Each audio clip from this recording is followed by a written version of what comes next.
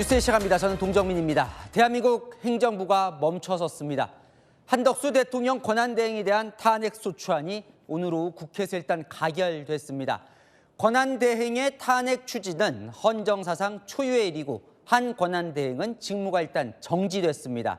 우원식 국회의장은 의결 정족수를 제적수의 과반 151석으로 결정해 표결을 진행했고 국회 본회의장은 의원들끼리 몸싸움이 벌어지며 말 그대로 아수라장이 됐습니다. 첫 소식 송진섭 기자입니다.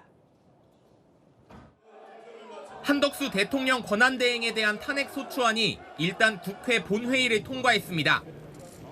국무총리 한덕수 탄핵소추안은 총 투표수 192표 중 가 192표로서 가결됐음을 선포합니다. 여야는 의결 정족수를 각각 200석, 151석이라고 주장하며 강하게 충돌해왔습니다. 우원식 국회의장은 민주당 주장대로 제적수 과반인 151석을 기준으로 삼았습니다. 범야권 191명 의원이 모두 가결표를 던졌고 국민의힘에선 조경태 의원만 표결에 참여했습니다. 여야는 극한 대치를 이어갔습니다. 민주당은 탄핵 연쇄범이며 사실상 무정부 상태를 유도하는 국정 테러 세력입니다, 여러분.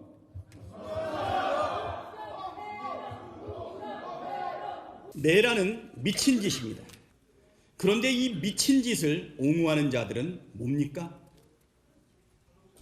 쿠데타와 내전이 일상인 후진국을 원하는 것입니까? 한 총리가 직무 정지 상태에 들어가면서 최상목 경제부총리 겸 기획재정부 장관이 대통령 권한대행을 맡게 됐습니다. 헌법재판관 임명을 미루는 정부 여당과 줄탄핵을 예고하는 야당의 끝없는 대치에 대한민국이 멈춰섰다는 비판이 나옵니다. 국내 정치의 불확실성이 경제, 외교 리스크로 확대되고 있습니다. 채널A 뉴스 송진섭입니다. 오늘 국회 본회의장은 아수라장이 됐습니다. 국회의장이 대통령 권한대행의 탄핵 요건을 국무총리 기준 151석이라고 밝히자 여당 의원들은 일제히 본회의장 앞으로 뛰쳐나왔고 몸싸움이 벌어졌습니다. 이세진 기자입니다. 제적위원 과반수의 찬성으로 의결한다는 점을 말씀드립니다. 이 발언이 충돌의 시작이었습니다. 우원식 국회의장이 대통령 권한대행 탄핵안 가결 기준이 151석이라고 하자 국민의힘 소속 의원들이 소리치며 의장석 앞으로 몰려나왔고 거친 항의가 시작됐습니다.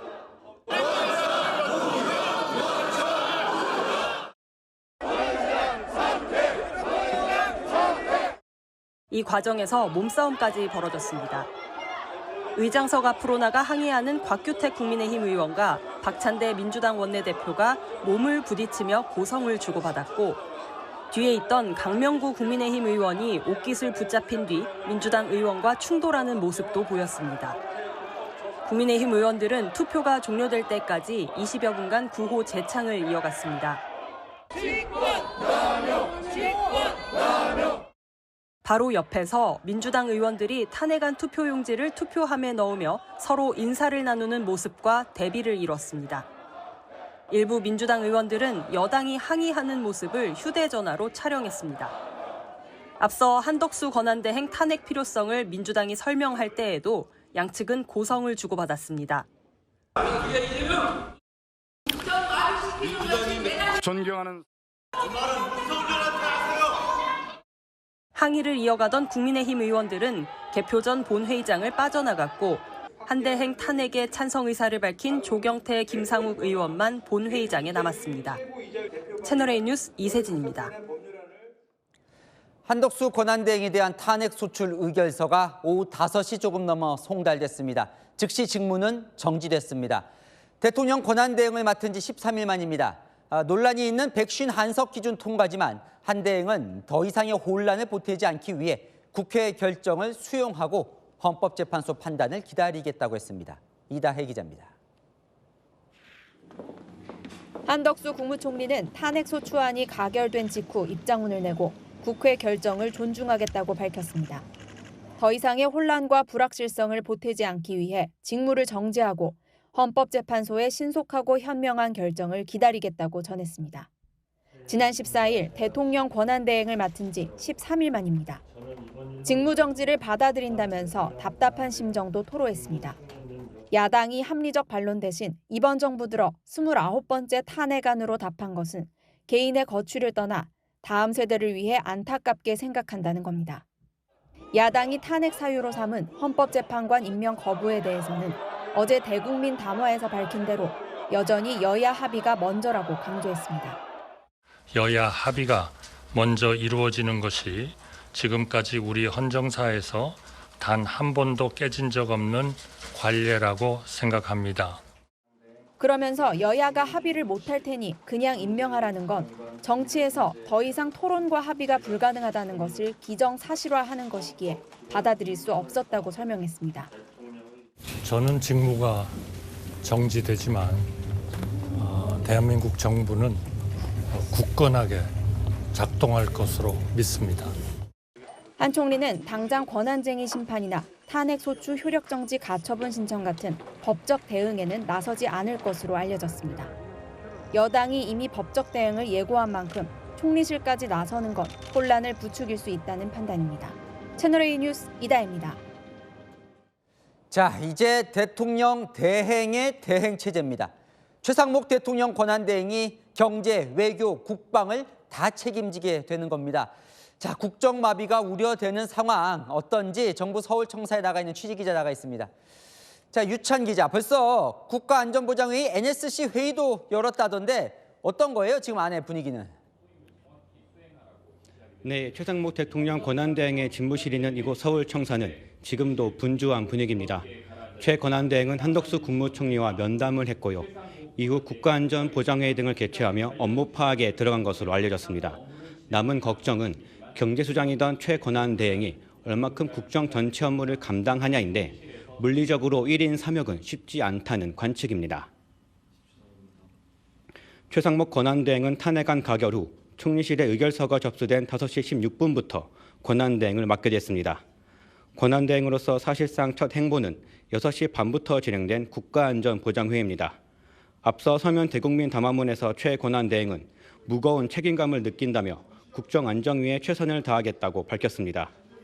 부총리에서 국정 전반으로 역할이 확대돼 경제 문제를 꼼꼼히 챙기기 어려워졌습니다. 당장 계엄 사태 이후 매일 아침 진행해온 한은 총재 등 금융수장들과의 F4 회의는 내일 아침 진행하지 않습니다. 또 다음 주 예고된 2025년 경제정책 방향도 최대한 참석하겠다 하지만 불투명합니다. 당장 오늘도 원달러 환율이 출렁였지만 외환 당국의 추가 메시지는 없었습니다. 부총리가 따로 있는 사회 영역을 제외하더라도 외교와 국방, 안보 분야까지 챙겨야 합니다. 경제만 지켜왔던 권한대행이 감당하기엔 어렵지 않겠냐는 우려가 나옵니다. 국가 컨트롤타워 위기에 따른 국정 마비가 불가피할 전망입니다. 지금까지 정부 서울청사에서 전해드렸습니다. 최상목 권한대행의 역할은 1인 3역입니다. 대통령 권한대행이자 국무총리 직무대행 그리고 경제부총리 겸 기획재정부 장관, 공식 직함만 18자에 달합니다. 정성원 기자입니다. 지난 19일 임시 국무회의 모습입니다. 최상목 대통령 권한대행의 자리에는 부총리 겸 기획재정부 장관이라고 쓰인 명패가 놓여 있습니다. 이미 공식 직함이 긴데 권한대행까지 맡게 되면서 직함이 더 늘어났습니다. 대통령 권한대행 부총리 겸 기획재정부 장관으로 18자입니다. 권한대행의 권한을 대행하게 된 초유의 사태가 벌어지면서 공식 직함이 확정되기까지 일부 혼선도 빚어졌습니다. 국무총리 직무대행까지 포함해 26자에 달할 거라는 관측까지 나왔지만 그나마 8자를 덜어낸 겁니다. 헌법상 대통령을 대행할 경우 헌법에 따른 대통령 고유 권한까지 이어받는다는 의미로 권한대행을 사용합니다. 지난 2017년 황교안 권한대행 때에도 이 명칭으로 공문서와 임명장, 외교문서 등이 작성됐습니다. 최 권한대행은 외교, 안보, 국방 분야를 총괄하는 대통령과 국무총리 역할에 본래 역할인 경제 컨트롤 타워로서의 업무까지 1인 3역을 해야 하는 상황입니다. 국가원수와 행정부 수반, 군 통수권자로서의 권한까지 모두 이어받게 된 겁니다. 채널A 뉴스 정성원입니다. 이제 최상목 경제부총리가 군 통수권자입니다. 헌법이 대통령에게 부여한 국군 통수권이 13일 만에 또다시 이양되는 처지에 놓인 겁니다. 당장 우리 국방과 안보는 문제가 없을지 국방부 연결해서 알아보겠습니다. 김민곤 기자, 걱정이 좀 됩니다. 군 통수권은 이미 최상목 대행에게 넘어간 건가요? 네, 그렇습니다. 한덕수 국무총리에 대한 탄핵소추 의결서 등본이 정부 서울청사에 송달된 즉시 국군 통수권도 최상목 대통령 권한대행에게 이양됐습니다. 최상목 권한대행은 군 통수권을 이양받은 오후 5시 19분쯤 김선호 국방부 장관 직무대행에게 국가안보와 국민안전에 추후의 틈이 발생하지 않도록 철저히 대비하라는 서면 지시를 하달했습니다. 또 김명수 합참의장과 통화를 나누면서 북한이 국내 안보 상황을 안보 취약 시기로 판단해 다양한 형태의 도발을 시도할 가능성이 있다며 무모한 도발을 감행하지 못하도록 경계태세를 강화할 것을 지시했습니다. 군 통수권과 함께 국가안전보장회의 NSC의 소집 권한도 넘어가면서 최 권한대행은 오후 6시 반부터 NSC도 개최했습니다. 당장 내일부터는 국방과 안보 분야 주요 사안에 대해서는 김선호 직무대행으로부터 대면 보고도 받게 됩니다. 다만 그 밖에 평시 군사작전과 행정에 대해선 김선호 직무대행이 권한을 위임받아 행사하는 만큼 군 내부에서 즉각적인 변화는 없을 것으로 전망됩니다. 지난 14일 윤석열 대통령에 대한 탄핵소추안이 국회를 통과한 즉시 김선호 직무대행은 전군 주요지휘관 회의를 주재했는데 오늘은 군 통수권이 이미 이양된 전례가 있는 만큼 별도의 회의는 진행하지 않은 것으로 파악됐습니다. 합참은 현재 북한군의 특이 동향은 없다고 밝혔습니다. 지금까지 국방부에서 전해드렸습니다. 얼마 전 바이든 미 대통령과 한덕수 대행이 통화를 했고 미국 지지를 이끌어냈었는데요. 또다시 권한대행이 바뀌는 상황. 미국은 어떻게 보고 있는지 워싱턴 연결해서 알아보겠습니다. 최주영 특파원, 미국도 좀 당황스러울 것 같습니다. 미국 현지에서도 한덕수 대통령 권한대행에 대한 탄핵안 가결 소식을 일제히 속보로 보도했습니다. 그러면서도 주요 외신들은 한국의 리더십 공백이 길어지는 상황에 대해서 충격을 보이기도 했습니다. 뉴욕타임즈는 한국 역사상 처음으로 임시 지도자까지 탄핵이 됐다며 미국의 가장 중요한 동맹국 중 한 곳에서 누가 정부와 군을 책임질지 의문이 든다고 보도했습니다. AP통신도 속보로 한국의 정치적 위기가 악화됐고 국제적 이미지도 손상됐다고 분석했습니다. 특히 로이터 통신은 대통령 권한대행을 맡아온 국무총리 탄핵이 한국의 민주주의 성공 스토리를 미지의 영역으로 밀어넣었다고 평가했습니다. 미국 정부의 공식 입장은 나왔을까요? 제가 미 국무부와 백악관에 관련된 입장을 직접 질의를 했는데 아무래도 현지 시간이 새벽이기도 하고 관련된 입장은 아직까지 나오지 않고 있는 상황입니다. 다만 미국 관료들도 한국의 소식에 주목하고 있는 상황입니다.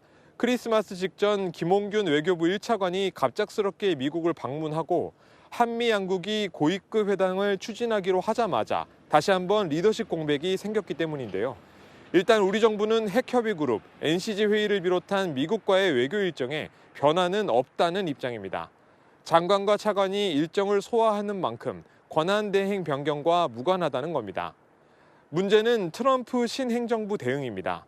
탄핵 사태가 완전히 마무리될 때까지는 도널드 트럼프 미국 대통령 당선인 측과의 정상 외교에서 뒤떨어질 수밖에 없다는 우려가 나옵니다.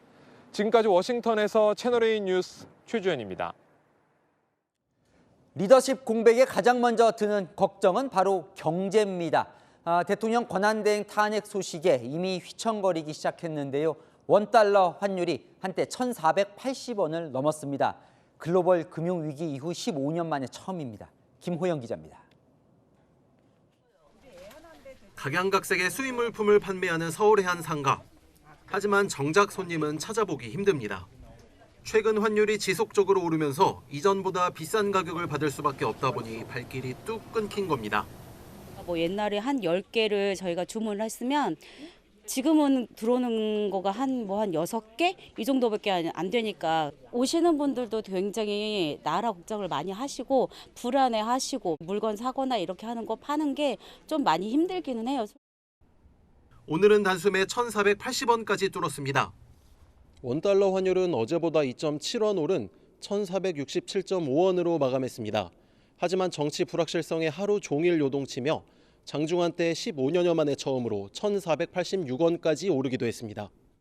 고환율은 우리 증시에도 악재가 됐습니다. 코스피는 장중 2,400선 밑으로 떨어졌고 코스닥은 660대까지 밀려나기도 했습니다. 한덕수 국무총리 탄핵안 표결을 앞두고 외국인 투자자들이 2천억 원 넘게 내답한 영향입니다.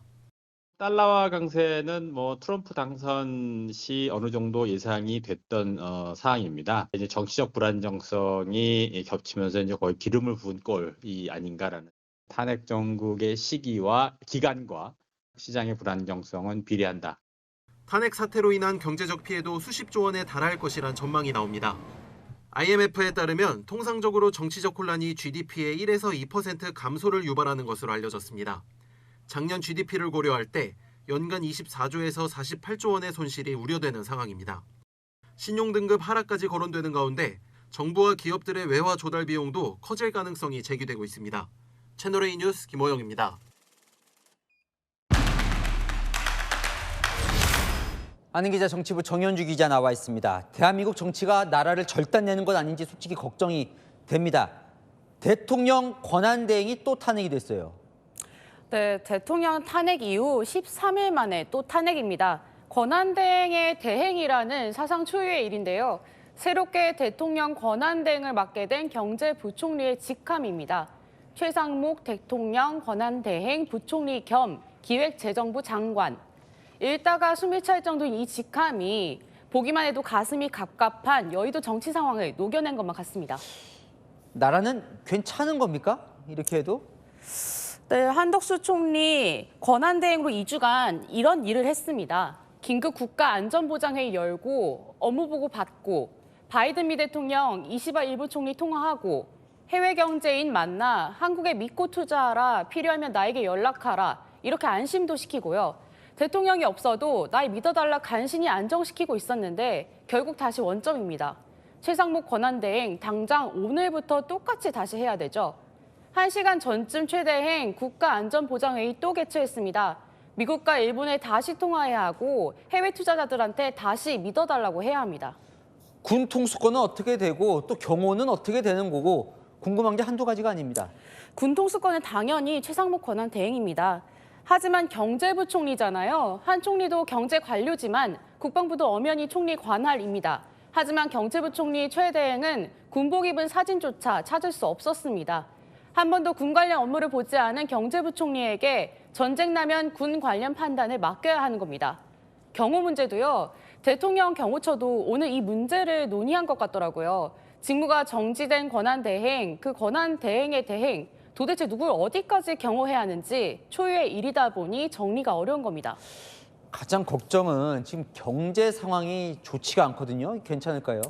네, 한마디로 경제부총리가 경제에 전념할 수 없는 상황이 초래된 겁니다. 지금 환율 등 경제 흔들려서 매일 경제수장회의 열고 있는데 권한대행 맡으면서 당장 내일 이 회의 참석도 어려운 것 같고요. 내년도 경제정책 발표도 불투명한 상황입니다. 자, 좀 살펴봅시다. 여야는 결국 이 선택밖에는 없었던 걸까요?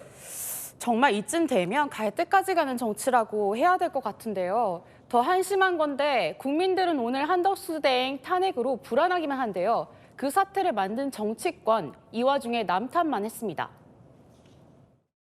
국무총리의 담화 때문에 또다시 주가가 떨어지고 권한대행에 대한 탄핵 소추로 인해서 다시 위기 상황으로 치닫고 있습니다. 근데 이건 뭐예요? 정치권에서 양쪽 다 은근히 즐긴다는 이야기가 들려요? 정말 내부를 취재를 해보면 황당할 지경입니다. 자기 진영 사람들 결집에 한대행 탄핵으로 나라가 위기에 빠지게 효과적이라는 겁니다. 서로 탓을 더 할 수 있다는 거죠. 여당은 탄핵 반감을 줄일 수 있다. 야당은 빨리 내란 진압해라. 더 불붙일 수 있다. 각자 새 모이는 게 확인이 되니 더 하는 것 같습니다. 총리마저 탄핵하냐, 현수막 걸고 부추기고 집회에 많이 와달라, 대표가 직접 나서서 독려하고 오늘 한덕수 권한대행 탄핵안 표결 당시 국회 본회의장 모습인데요. 의원들 표정 보니 그리 나쁘지는 않아 보이죠. 간간히 웃는 모습도 보이고 대화도 나누고 탄핵에 탄핵을 거듭하며 걱정이 큰 국민 여론과는 다소 동떨어진 모습 같았습니다. 아까 정 기자가 그랬나요? 이 정도면 좀 정치가 갈 때까지 가는 거 아닌가 싶은 생각. 네, 저만 드나요? 예. 여든 야든 정치에 대한민국은 없는 것 같습니다. 여당은 정권 연장, 야당은 조기 대선에만 목매고 있으니까요. 탄핵안 통과됐지만 여전히 서로 탓하며 갈등 국면 계속입니다. 이런 상황이 끝나지 않고 계속될 거라는 게 더 암울한 겁니다. 자, 일각에서는 이거 거의 뭐 무정부 상태 되겠다. 왜냐하면 탄핵이 또 될 수도 있잖아요. 또 권한대행이. 예. 네, 정치권에 정작 정치는 없고요. 서로 죽고 죽이려는 악다구니만 남은 모습인데 오늘 국회에서는 이례적으로 국무위원이 정치인에게 정치에 대해 말한 상황도 연출됐습니다. 우리 노 의원님께서 정치를 어떻게 생각하시는지 모르겠지만 제가 이해하는 정치는 갈등을 해소하는 겁니다. 갈등을 만드는 게 정치는 아니라고 생각해요. 그러면 하시고 싶은 국민들 다 탄핵하고 정부를 무력화하면 얻을 수 있는 게 뭔가요? 왜 무력화되는지 한번 설명을 해보세요. 한번 생각해 보세요. 지금 기재부 장관, 지금 경제부총리께서 대통령 권한대행, 총리 권한대행, 그리고 본인의 일 이거 할 수 있습니까? 국무위원이 정부 인사라지만 여당이든 야당이든 둘 다 곱씹어 봐야 할 말 아니겠습니까? 네, 지금까지 아는 기자 정현주 기자가 살펴봤습니다. 네, 국민의힘은 즉각 법적 대응에 나섰습니다. 권한대행의 탄핵 의결 기준을 151석으로 정한 국회의장 결정이 잘못됐다며 헌법재판소에 심판을 청구했습니다. 백승현 기자입니다. 국민의힘은 한덕수 대통령 권한대행 탄핵소추안 가결 직후 곧바로 헌법재판소에 권한쟁의 심판을 청구했습니다. 권한쟁의 심판은 권한을 침해받았다고 주장하는 쪽이 헌법재판소에 판단을 구하는 법적 절차입니다. 우원식 국회의장이 한대행 탄핵안 가결 요건을 대통령 기준 200석이 아닌 151명으로 판단한 것을 문제 삼았습니다. 국민의힘 의원들의 심의 표결 권한을 침해했다는 주장입니다. 탄핵 정족수를 마음대로 해석해서 국민의힘 의원들이 탄핵 소추를 막을 수 있는 그런 심의 표결권을 실질적으로 침해한다면 우 의장의 일방적인 법률 해석으로 탄핵안이 통과된 만큼 표결 자체가 무효라는 게 국민의힘 주장입니다. 민주당의 탄핵 주요 사유가 헌법재판관 3명을 임명하지 않은 것인데 이는 권한대행 신분일 때 발생한 일이기 때문에 대통령 기준의 탄핵 요건을 적용하는 게 맞다는 주장도 덧붙였습니다. 국민의힘은 또 권한쟁의 심판 결과가 나올 때까지 한대행의 직무를 정지시킨 탄핵소추안 통과 효력을 중단시켜달라는 신청도 헌재에 함께했습니다. 국회 의결에 대한 효력정지 가처분 신청을 했습니다. 헌법재판소는 이 중차대한 문제에 대하여 빠른 시간 내에 심리를 개시해서 결론을 내어주기를 요구합니다. 국민의힘은 오늘 헌재에 신청한 권한쟁의 심판과 가처분에 대한 판단이 대통령 탄핵 심판에 준하는 속도로 빠르게 나와야 한다고 보고 있습니다. 이를 요구하는 별도 의견서를 조만간 헌재에 제출하는 방안도 검토 중입니다. 채널A 뉴스 백승현입니다. 국민의힘은 한덕수 대행 탄핵안 통과를 계기로 총공세에 나섰습니다. 탄핵을 남발해 국정을 마비시키는 민주당이야말로 내란을 벌이고 있다고요. 양아치 패거리 정치라는 말까지 나왔습니다. 손인혜 기자입니다. 국민의힘은 한덕수 권한대행 탄핵을 통과시킨 민주당을 탄핵범이라고 불렀습니다. 탄핵을 남발하고 있다며 민주당의 내란 공세에 대한 맞불 카드로 꺼낸 겁니다. 탄핵하려고 정치를 합니까? 한덕수 총리 다음에는 누가 또 탄핵 대상자입니까? 경제부처님입니까? 교육부총리입니까? 이러한 민주당의 행태는 연쇄 탄핵범이라고 해도 과언이 아닙니다. 민주당의 연쇄 탄핵이야말로 민생을 파탄에 빠뜨리는 내란이라고 역공했습니다. 민생 사령탑이 탄핵 대상이 된 겁니다. 오늘 함께 하신 우리 민생주무부처 장관님들도 탄핵 대상이 될 겁니다. 이게 내란 아닙니까? 내란 수괴가 도대체 누굽니까? 민주당의 탄핵 남발이 어려운 경제 상황을 더 위기에 몰아넣고 있다며 공세 수위를 최고조로 끌어올렸습니다. 환율, 물가, 그리고 대신인도, 수출 모든 부분에 있어서 먹구름이 들이우기 시작했습니다. 엄청난 타격을 지금 받고 있습니다. 차기 여권 잠룡들도 일제히 민주당 공세에 가세했습니다.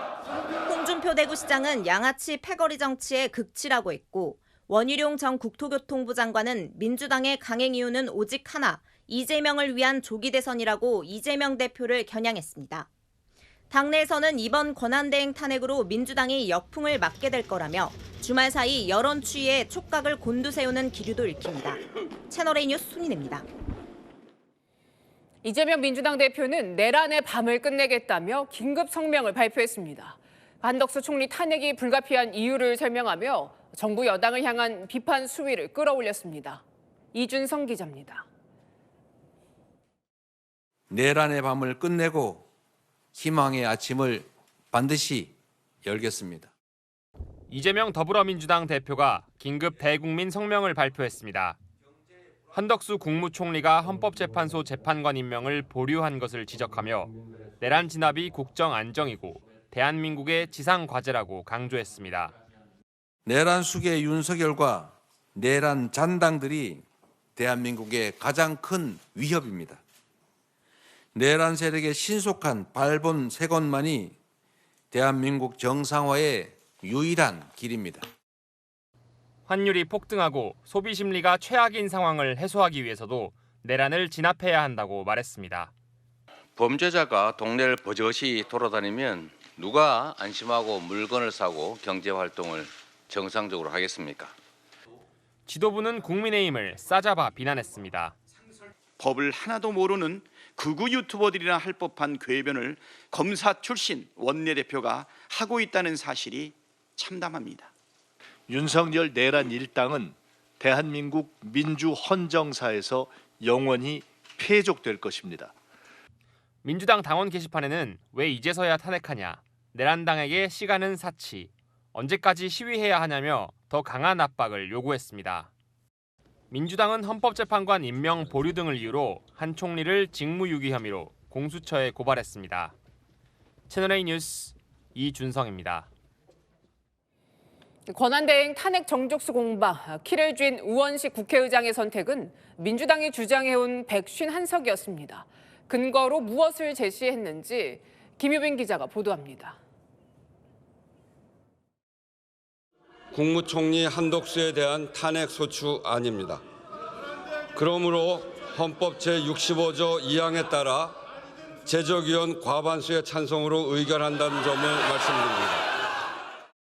우원식 국회의장은 한덕수 대통령 권한대행의 탄핵소추안 의결 정족수 기준으로 제적의원 3분의 2가 아닌 과반을 최종 선택한 이유로 헌법 65조 2항을 들었습니다. 국무총리는 과반수 찬성이라는 겁니다. 대통령 권한대행인데도 총리 기준으로 정한 이유에 대해선 권한은 파면 대상이 아니고 파면 기준은 직이라고 설명했습니다. 대통령 권한을 대행할 뿐 직은 여전히 총리라는 논리입니다. 국민의힘이 거세게 항의했지만 일축했습니다. 헌재에서 이 문제로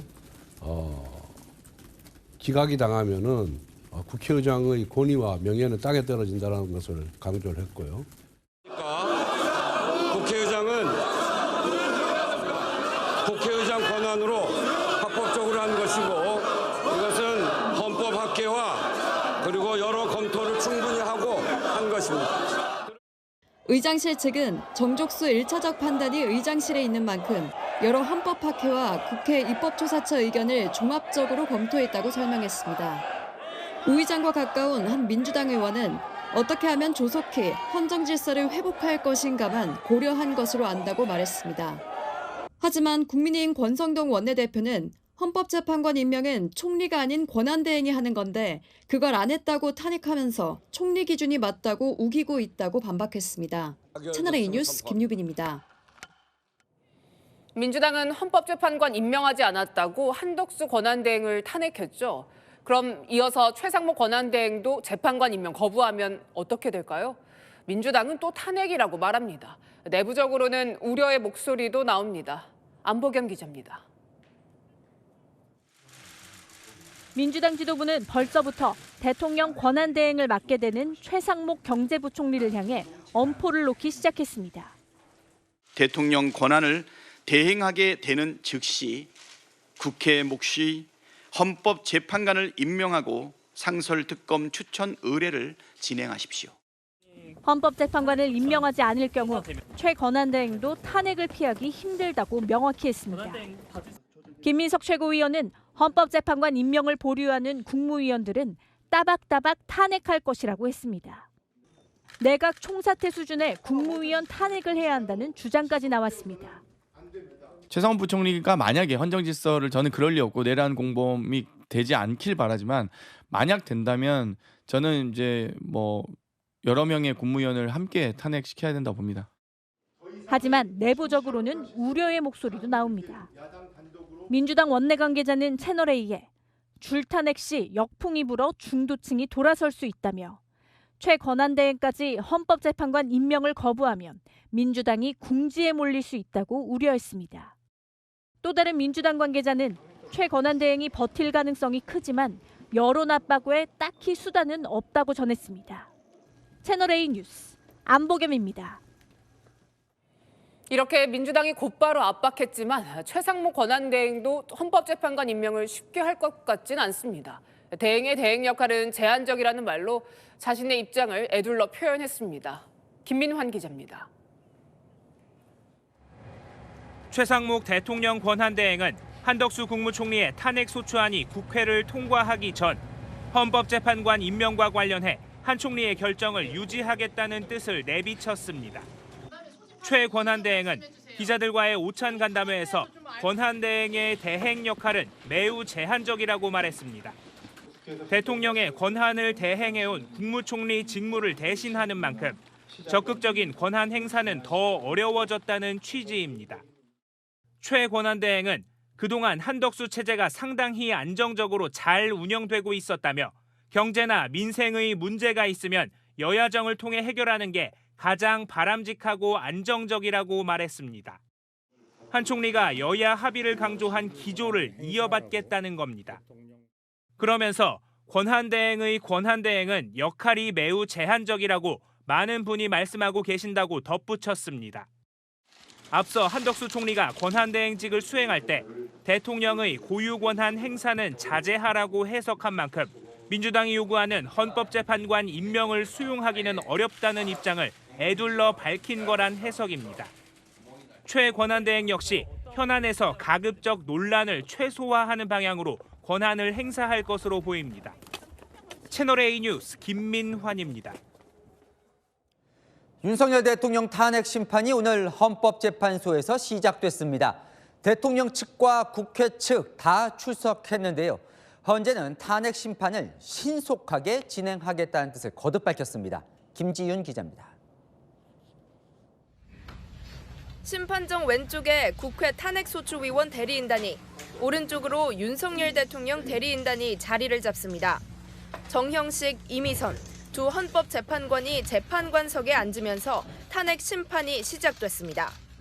국회에서 탄핵소추안이 의결된 지 13일 만입니다.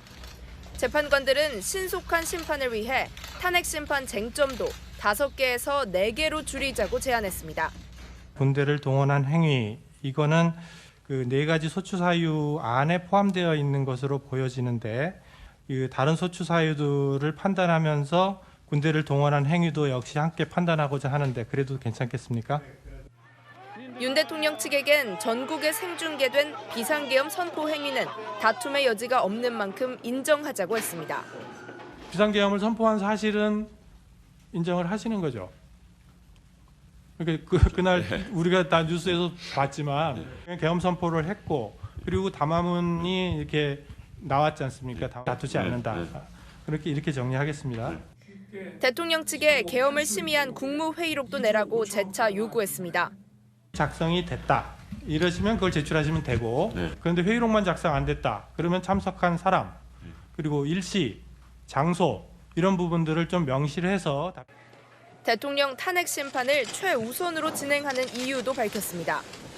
대통령 탄핵 사건이 다른 어떤 사건보다도 더 중요하죠. 당연히 이 헌법 질서를 유지하고자 하는 것이 제일 큰 목표입니다. 다음 재판 준비 기일은 일주일 뒤로 잡았습니다. 피청구인 측에서는 기일이 촉박하다고 생각하실 수도 있겠습니다. 하지만 우리 국가 운영과 국민들에게 미치는 영향의 심각성, 중대성을 고려하여 저희가 기일을 정하였습니다. 재판 지연 시도는 단호히 대처하겠다고 공언했습니다. 협조를 해주셔야죠. 이거 충분히 할 수 있는데 안 하시거나 뭐 이렇다고 하면 저희는 그거에 대한 제재를 하겠습니다.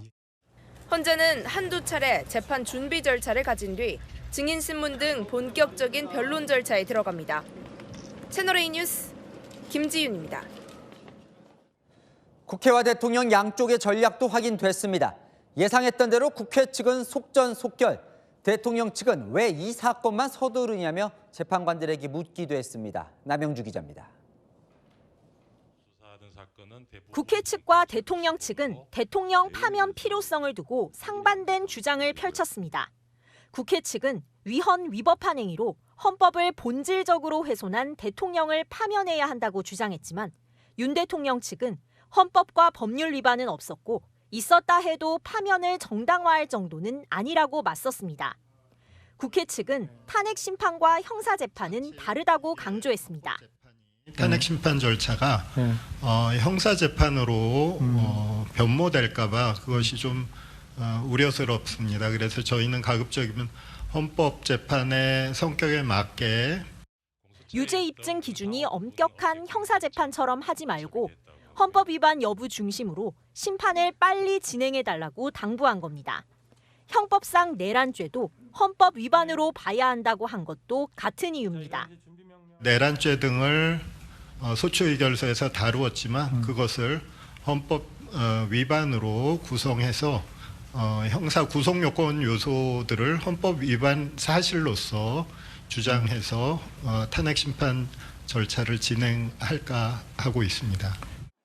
대통령 측은 심판 속도 조절에 나섰습니다.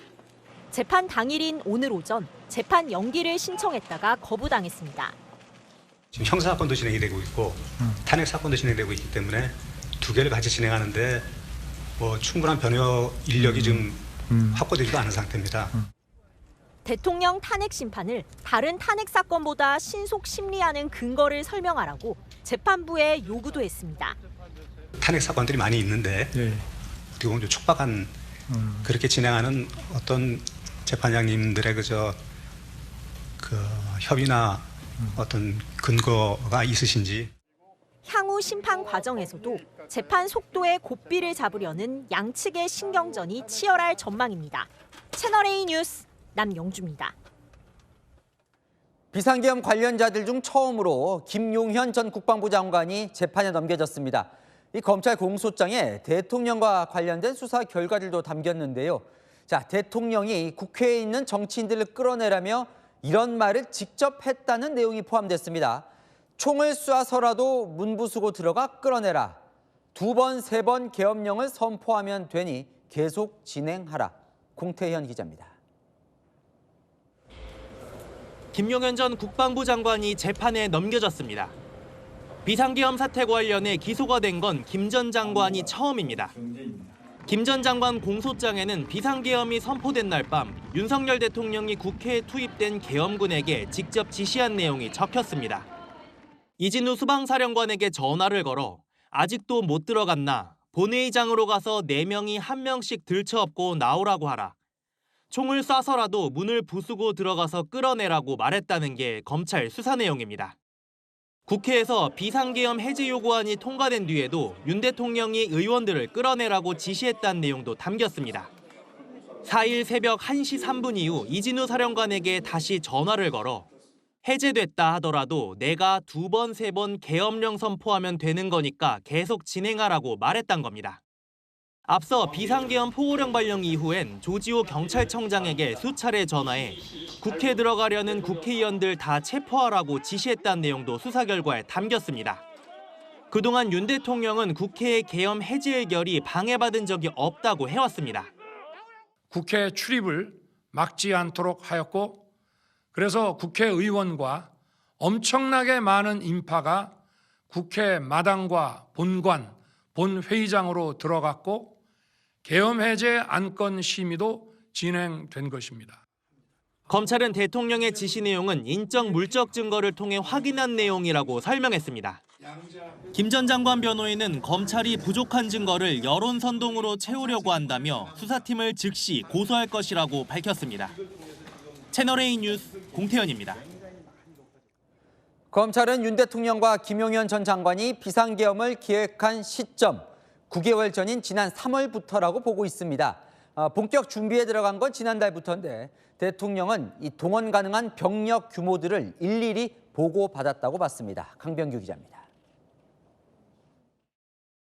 계엄군이 선관위 직원 체포 목적으로 준비한 도구들입니다. 안대와 케이블 타이, 야구방망이에 망치까지 있습니다. 검찰은 윤석열 대통령이 비상계엄을 지난 3월부터 논의했다고 보고 있습니다. 지난 3월 삼청동 안가에서 김용현 전 장관, 여인형 방첩사령관 등에게 비상대권을 통해 헤쳐나가는 것밖에는 방법이 없다는 말을 했다는 겁니다. 8월에도 정치인과 민노총 관계자들을 두고 현재 사법체계 하에서는 이런 사람들에 대해 어떻게 할 수 없다. 비상조치권을 사용해야 한다고 발언했다는 내용도 공소장에 담겼습니다. 본격적인 계엄 준비는 지난달 시작됐다는 게 검찰 수사 결과입니다. 지난달 24일 김 전 장관에게 특단의 대책이 필요하다. 국회가 폐악질을 하고 있다고 말했고 이후 김 전 장관이 계엄 선포문, 포고령 초안 등을 작성했다는 겁니다. 계엄 이틀 전에는 지금 비상계엄을 하게 되면 병력 동원을 어떻게 할 수 있냐고 묻자 김 전 장관은 특전사 및 수방사 3,000에서 5,000 명 정도가 가능하다고 답한 걸로 조사됐습니다. 미리 준비한 계엄 선포문, 포고령 초안 등을 보고받은 시점도 이날로 보고 있습니다. 윤 대통령 측은 내란죄 자체가 성립할 수 없다고 주장해왔습니다. 정말 이걸 내란으로 본다면 내란을 예고하고 하는 내란을 이 어디 있나 전혀 당치 않다는. 검찰은 윤 대통령과 김 전 장관의 행위는 국헌문란 목적이 인정되고 폭동에 해당한다며 여기에 동원된 군과 경찰 규모가 4,700여 명에 이른다고 밝혔습니다. 채널A 뉴스 강병규입니다. 네, 아는 기자 법조팀 김정근 기자 나와 있습니다. 이것부터 살펴보죠. 오늘 대통령 탄핵 헌법재판소 재판이 시작이 됐는데 대통령 측 변호인단이 안 나올 줄 알았는데 재판 6시간 전에 갑자기 나오겠다고 공지를 했어요. 뭔가 전략이 바뀐 겁니까? 네, 재판 지연으로 비치면 국민 여론이 악화할 수 있다고 판단한 것 같습니다. 그동안 윤 대통령은 대리인을 통해 수사보다 탄핵 심판이 먼저라면서 공수처 소환 조사에 2차례 불응했습니다. 절차에 당당하게 임하겠다는 말도 전했었죠. 소환 조사에 이어 탄핵 심판마저 응하지 않을 경우 자기가 한 말을 지키지 않는다는 비판도 의식해야 했을 겁니다. 자, 오늘 대통령 측 그러니까 대리인 3명이에요. 네, 어떤 사람들인가요? 네, 대통령 측은 오늘 재판에 변호인 3명이 나왔는데요. 윤 대통령 측 대리인단으로 나선 배보윤 변호사는 헌법재판소 연구관 출신입니다. 박근혜 전 대통령 탄핵 심판 당시 헌재 공보관이었습니다. 윤곽근 변호사는 특수부 검사 출신이고 판사 출신의 배진환 변호사는 윤 대통령의 서울대 법대 동기입니다. 네, 이제 심판이 시작이 된 겁니다. 국회 측 전략부터 볼까요? 어땠어요? 오늘 첫날. 네, 국회는 윤 대통령 파면은 자신하고 있기 때문에요. 이 속도를 끌어올리는 데 주력하고 있습니다. 탄핵 심판을 빨리 해서 결론을 짓자는 거죠. 국회 측은 원래 탄핵 심판 쟁점을 5개로 정리했었는데요. 오늘 준비 기일에서 4개로 쟁점을 줄이자는 헌법재판소 제안에 바로 호응했습니다. 대통령 잘못이 몇 개인지를 따지기보다 빨리 대통령 파면이라는 결과를 보겠다는 겁니다. 반면 그럼 대통령 측은 좀 속도를 천천히 가자, 이게 뭔가요? 전략이? 네, 오늘 오전 윤 대통령 측이 가장 먼저 꺼낸 카드는 기일 변경 신청이었습니다. 준비할 시간이 필요하니 기일을 늦춰달라 한 건데요. 재판부가 받아들이지 않자 오늘 심판정에 나오긴 했지만요. 다음 재판 준비 기일도 최대한 늦춰달라고 요청했습니다. 재판부는 이런 바람과 달리 일주일 뒤로 다음 기일을 짧게 잡았습니다. 그것도 안 짚어볼 수가 없는데 오늘 검찰이 김용현 전 장관을 기소하면서 그 내용에 대통령의 당시 발언을 이제 조사한 걸 넣어놨는데 상당히 충격적입니다. 네, 지난 3일 비상계엄 선포 이후 윤 대통령이 국회에 투입된 계엄군 지휘부에 지시한 내용인데요. 내가 2번, 3번 계엄령 선포하면 되는 거니까 계속 진행해라거나 총을 쏴서라도 문을 부수고 들어가서 의원들을 끌어내라는 내용이 포함됐습니다. 그동안 윤 대통령 2차 계엄 시도는 없다거나 국회 계엄 해제를 방해한 적 없다고 주장해 왔는데 아직 재판으로 확정되기 전에 검찰 수사 결과라고는 하지만 그간의 대통령 주장과는 배치되는 내용입니다. 그럼 이런 검찰 수사 결과가 이 대통령 탄핵 심판에도 영향을 미치게 되는 걸까요?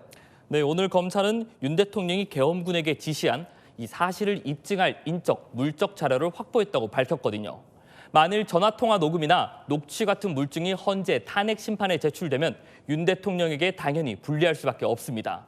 게다가 오늘 검찰 수사 결과에는 김용현 전 장관이 국회 계엄 해제 요구안 가결이 임박하자 여인영 방첩사령관에게 이재명, 우원식, 한동훈 이 3명부터 잡으라고 지시하고 이후 방첩사령부 출동조 단체 대화방에 실제로 이 3사람을 먼저 체포해서 구금시설로 이동하라는 지시가 등장하기도 하거든요. 이 부분도 윤 대통령이 지시나 관여를 했는지 쟁점이 될 수 있습니다. 네, 잘 들었습니다. 안인 기자, 김정근 기자였습니다. 자, 내일까지 이 서해안 지역에 최대 20cm 눈이 내릴 것으로 보여 주의가 필요한 상황입니다. 대설특보가 내려진 전북 군산에 취재기자 나가 있습니다. 연결해 보겠습니다. 자, 김대욱 기자, 어떻게 눈이 벌써 내리는 것 같네요. 네, 군산 비흥항에 나와 있습니다. 조금 전부터 이곳에 눈이 내리고 있는데요. 시간이 갈수록 눈은 점점 굵어지고 있습니다. 찬 공기와 따뜻한 바다의 온도 차이로 강한 눈구름대가 발달해 서해상으로 들어오고 있습니다. 충남과 전북 서해안, 전북 내륙 지역에 대설주의보가 발령됐고 전남 일부 지역과 광주엔 대설 예비특보가 내려졌습니다. 기상청은 늦은 오후부터 서해안을 중심으로 많은 눈이 내릴 것으로 예보했는데요. 내일까지 전북 서해안과 남북 대륙은 20cm 이상 눈이 쌓이겠고 광주와 제주 산지, 충남 서해안에도 3에서 10cm 적설량이 예상됩니다. 눈과 함께 강한 바람도 동반할 것으로 보입니다. 충남과 전라 서해안 지역을 중심으로 강풍 예비특보도 내려져 있습니다. 전라북도 등 지자체들은 재난안전대책본부를 가동하고 비상근무에 들어갔습니다. 도로 결빙 사고를 막기 위해 제설제를 신속히 뿌리고 축사와 비닐하우스 등 취약시설 점검을 벌이고 있습니다. 기상청은 많은 눈이 내려 쌓이는 곳이 있겠고 빙판길과 도로 살얼음이 나타나는 곳이 많겠다며 주의를 당부했습니다. 지금까지 군산 비흥항에서 전해드렸습니다. 우크라이나군이 북한군 1명을 생포했고 하루 만에 사망했다고 우리 국정원이 밝혔습니다. 북한군 포로의 존재가 확인된 건 이번이 처음인데요. 북한은 푸틴 대통령이 보낸 신년 연하장을 공개하며 밀월을 과시했습니다. 최수연 기자입니다. 우크라이나군의 포로로 잡혔던 러시아 파병 북한군 1명이 하루 만에 사망한 것으로 확인됐습니다. 국정원은 오늘 오후 어제 생포됐던 북한군 1명이 부상이 심해져 조금 전 사망했고 이를 우방국 정보기관을 통해 확인했다고 밝혔습니다. 북한군이 포로로 잡힌 게 확인된 건 처음입니다. 현지 시각 어제 한 현지 매체는 우크라이나 특수부대가 쿠르스크 지역에서 작전을 수행하던 중 북한군 1명을 생포했다며 사진을 공개했습니다. 사진 속 동양인으로 보이는 이 남성은 초췌한 모습으로 체념한 듯한 표정을 짓고 있습니다. 다만 국정원은 사진의 진위에 대해서는 언급하지 않았습니다. 우크라이나는 북한군이 생포되면 러시아에 잡힌 자국민 포로와 교환할 방침이어서 향후 생포되는 북한군이 또 나오더라도 한국으로 송환되기는 어려워 보입니다. 한편 북한은 블라디미르 푸틴 러시아 대통령이 김정은 북한 국무위원장에게 보낸 신년 연하장을 공개했습니다. 나는 다가오는 2025년이 우리가 이 역사적인 조약을 이행하기 위한 공동사업을 매우 긴밀하게 계속해 나가며 그간 북한은 우방국의 연하장을 중국 등 여러 나라와 묶어 함께 보도했는데 이번에는 푸틴 대통령의 연하장만 별도로 조명했습니다. 세레이 뉴스 최순입니다. 네, 튀르키예 한 항구에 정박 중이던 컨테이너선 기웃등 하나 싶더니 결국 전복됐습니다. 문예빈 기자입니다. 수십 톤의 컨테이너들이 가득 실려 있는 화물선. 야간 작업을 하던 항구 직원들이 갑자기 혼비백산 달아납니다. 얼마 지나지 않아 화물선이 휘청거리더니 그대로 중심을 잃고 뒤집힙니다. 현지 시각 23일 튀르키예 이스탄불의 항구에 정박 중이던 화물선 한 척이 전복되는 사고가 발생했습니다. 당시 배에는 승무원 등 15명이 타고 있었는데 10명은 구조대에 의해 구출됐고 나머지는 스스로 물에 뛰어들어 빠져나온 것으로 알려졌습니다. 당국은 과적된 선박에서 하역 작업을 하다 화물들이 한쪽으로 치우치며 사고가 일어난 것으로 보고 있습니다. 항구에 조용히 떠있던 보트 한 척. 갑자기 보트가 튀어오를 정도의 큰 폭발과 함께 불길이 피어오릅니다. 보트는 두 동강으로 쪼개지며 폭발하고 놀란 사람들은 서둘러 도망갑니다. 현지 시각 23일 미국 플로리다 항구에서 보트가 폭발해 1명이 숨지고 6명이 다쳤습니다. It was just kind of a big explosion. I felt the vibration like through my body. 현지 매체는 보트에 연료를 넣고 시동을 걸자마자 보트가 폭발했다는 증언이 나왔다고 보도했습니다. 당국은 정확한 사고 원인을 조사 중입니다. 채널A 뉴스 문예빈입니다. 야랑야랑 오늘은 정치부 박지원 기자와 함께합니다. 첫 번째 주제 보겠습니다. 자, 오늘 한덕수 대행 탄핵 여당 반란표가 8표를 넘냐가 관심이었는데 몇 표 나왔어요? 네, 200표를 넘지 않도록 당이 신경을 썼었는데 찬성 단 한 표만 나왔습니다. 아, 한 표요? 네. 근데 조경태, 김상욱 의원은 전부터 탄핵 찬성처럼 외쳤었는데 어떻게 된 겁니까? 네, 단 한 표의 찬성표를 행사한 의원 바로 조경태 의원입니다. 국민의힘 의원들이 퇴장해서 의석이 텅 비었지만 마지막까지 자리를 지키는 모습이 보이죠. 그럼 김상욱 의원은요? 네, 표결 전에는 이렇게 소신을 드러냈습니다. 당장 탄핵보다는 잠시 시간을 더 주려고 하는 겁니다. 저는 찬성도 반대도 할 수 없습니다. 그래서 경고성으로 기권을 하려고 합니다. 그런데 기권표도 행사를 못했습니다. 본회의장 상황이 혼잡해서 타이밍을 놓쳐 투표를 못했다고요. 김 의원 본회의장에서 민주당, 조국혁신당 의원들과 서로 격려하는 모습도 포착됐습니다.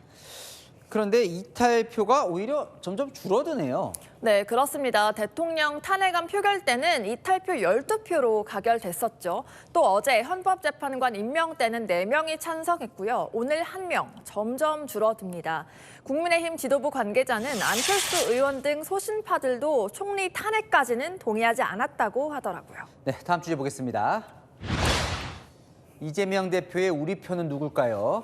네, 바로 이재명 대표가 진 휴대전화 속에 우리 편이 있었습니다. 바로 무엇이든 물어봐도 척척 답해주는 챗GPT인데요. 이 대표의 궁금증 확실하게 풀어줬습니다. 제가 요새 챗GPT에 푹 빠져 있는데. 혹시 대통령 직무대행이니까 대통령 탄핵 조건을 갖춰야 하는 거 아닌가요? 챗GPT가 훌륭하게 좋은 질문입니다. 그러나 아닙니다. 이렇게 답을 합니다. 탄핵 제도에 200명 가중 요건을 요구하는 것은 대통령이라는 챗GPT도 한대행 탄핵 정족수가 151석이라고 하는데 국민의힘은 아니라고 하냐는 거죠. 네. 근데 저걸 뭐 챗GPT에게 물어볼 일은 아닌 것 같긴 해요. 그렇습니다. 이 챗GPT가 원하는 정답을 내줬기 때문인데 이렇게 활용한 게 처음은 아닙니다. 챗GPT가 뭐라고 하냐면은 내가 검사라고 하면은 김건희 여사는 구속 기소하자고 말하겠다. 오빠가 누구냐? 남편 오빠면 바보가 되고 친오빠면 농단이 됩니다. 챗GPT의 답은 친근한 남편 오빠입니다. 네, 챗GPT 말이 다 맞으면 뭐 판사, 검사 필요 없겠죠. 네, 그렇습니다. 이 챗GPT는 유도 질문에 따라서 전혀 다른 답을 주기도 하는데요. 정치가 해결해야 할 일을 챗GPT가 할 수는 없겠죠. 네, 마지막 주제 보겠습니다.